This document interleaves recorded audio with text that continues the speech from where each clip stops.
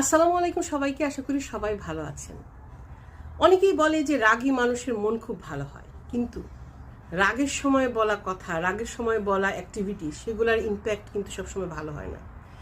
একটা রাগ উঠতে 1 সেকেন্ড, ম্যাক্সিমাম 1 মিনিট, কিন্তু সেই রাগের সময় বলা কথা, কুৎসিত ব্যবহার, সেগুলো মানুষের মনে অনেক দিন থেকে যায়।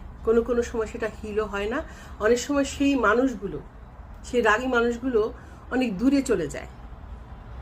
পৃথিবীতে যে কোনো জিনিস, ভালো জিনিস পেতে হলে সময় লাগে।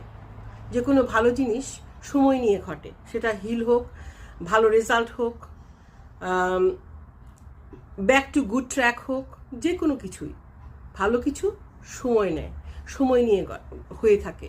ওভার দ্য নাইট কিছু হয় না। কিন্তু পজিটিভ থিঙ্ক না হয়ে যদি সেটা নেগেটিভ থিঙ্ক হয়, সেটা কিন্তু ওভার দ্য নাইট হয়ে যায়। অনেক সময় ওভার দ্য নাইট অনেক সময় ঘটে যায়, যেটা আমরা আন্দাজও করতে পারি না।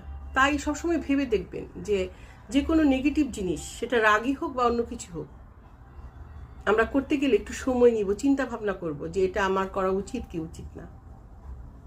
তো ভেবে দেখবেন সবাই। আল্লাহ হাফেজ। আসসালামু আলাইকুম ওয়া রাহমাতুল্লাহি ওয়া বারাকাতুহু।